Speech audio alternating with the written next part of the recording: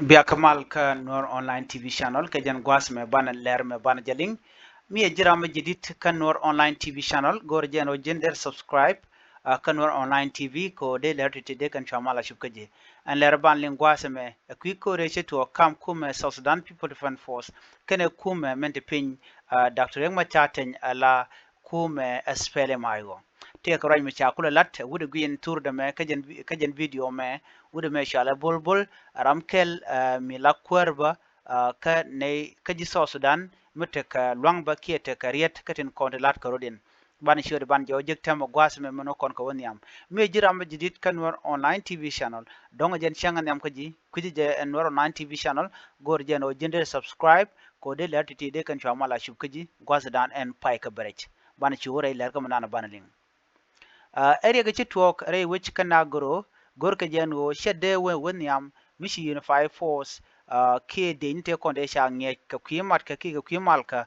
mi takatin ke me kane de content chala nyam ko ne de ti ki de ti kane ten kon tinde kuma South Sudan de ken jago bete mal ko ken sha ka nge je lobu ne de alba ken ka par bol aramkel mi lakwar ki executive director ka Intrepid South Sudan shole kuma South Sudan ke kuma de pin salpa ke ma yadi de no de kan kor de kan kapchong ke de ka korpel kane kuma spele mayo ente pin Dr. Yegma Chaten ka negro ka do badan chireg mo cha to ko je chikaro de mo chikana kwen kan men choro lat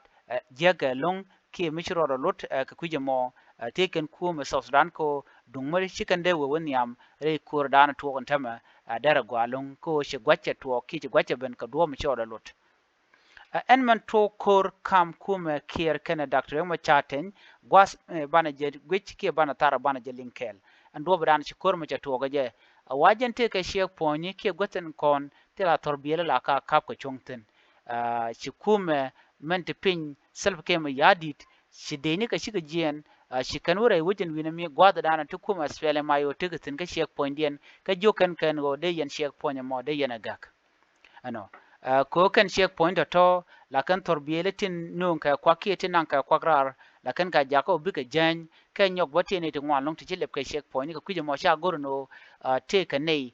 ti de shek point de kan kalep cha chulan je kume man ti pin self ke mi yadit ke kume South Sudan no kan shek point de ala to ba ka yigak atela tol bong ba kap kim ba ti kan tin diala kon tin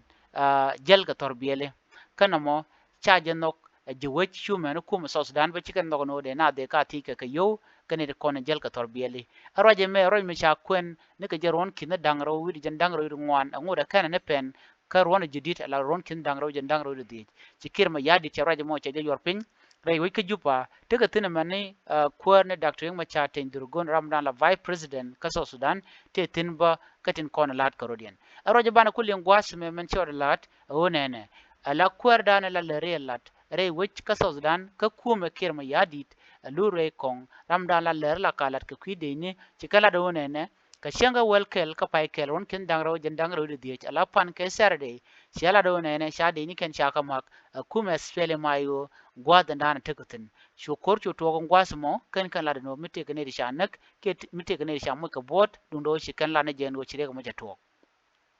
shu kuma de ni kier mayadit shu ka waka de ni Dr. Yengma Chaten gwada dana bu kor bu kulo toktin shu kan wo an gwas me shi ka wo shu kan de ni konti de pin Dr. Yengma Chaten shu kan ga jogo no gone yo yen biya shek ponya nana te ga ye ke gwada kona torbele chungtin biya ka gak ko chala biya ka lep ko gono kan yal ba ka lep ko shek point ngwana long shu kan jog an gwasa mo shu ne de kontin ki de ina spele mayo tin pin Dr. Yengma Chaten durgon shukara jamo shukana loke nyam chikan lar no shine bega ka dobra na shalat kaje ramdan la ler la kalat ka kume ki deni so Sudan People Defense Force shukana lar no chu deni asfele mayo shukan logo no beken shek point to beken ka gak ename shu deni tin kon tin la deni kirma yadi da wa shukaro de rit ka dobra na shalat kaje ko chikan lar no shaje lok kume ki de janan de pin Dr. Yengma Chaten shukan goro bugo lojo ko dobra na shikan lat kaje ka kore wa shu kan shek pon shu kan lep ka do bran kan lat keje mi sha shek pon cha je lebone wan bakarun ne bakalong ke ta boro mu te jen dang diok wa chu den tin kon de pin Dr. Riek Machar ten chu kan jien ka chu kan kume ke dech ente pin Salva Kiir Mayardit chu kan ko ma gwada dana tegatin ka Equatoria dobo waka bargazal gwam mishal ke nagro wan gwada mo chu kor mo chu to kamdien chu kan ma chu kan ka gwal ka chu jana kor mo dit chala do nena chinere kon la civiliane wa shi ko pore widen winemi kan wan ke long wa ti chop ke kisne ne chop ke kisne chi gorodien bar ka jen kor dana chi tuok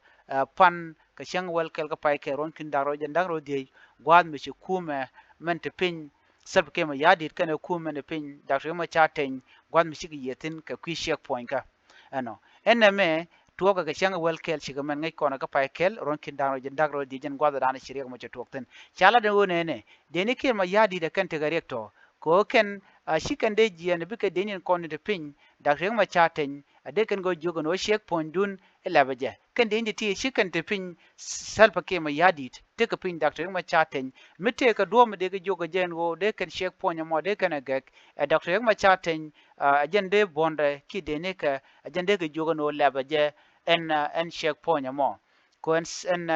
en shek point mo shek point mo la kan so bele kan ga kep chongten shek ma ngai kono no ka shek point ala kono cha lebre wi ka so Sudan o ken be kan tol bog be kan gor ka tor belen kontin be cha chula da kuma South Sudan ti Dr. Riek Machar tinen go kan shek point ala kontre wi ka so Sudan ba ka yi wuch atela shek point mo bit chunga cha roje mo cha ja kwene no an gwasa mo mi ci korcha tuoko shawono no de kume men tipin Dr. Riek Machar durgon de jon ka thiech ka do badan shirek ma ci tuoko je wacha ken kan ka jek ramadan la lere ken lat kan kon jek en men kwet ke net kon ki dini kon pin Salva Kiir Mayardit ke je o kan pan ken tel ka luang me de ken shek ponya mo de ga nawo jogono e woje donc te grik ti chiro den lat kon kuma spele mayo ngoda shuman tama tel randien ke ramadan lere ken lat kan kana raj kan ka wuka social media tal mi kan lat kuma South Sudan ti raja ka social media kan media nan content pin Salva Kiir Mayardit keten content re wika South Sudan ka lar mo no chire ga me chatwok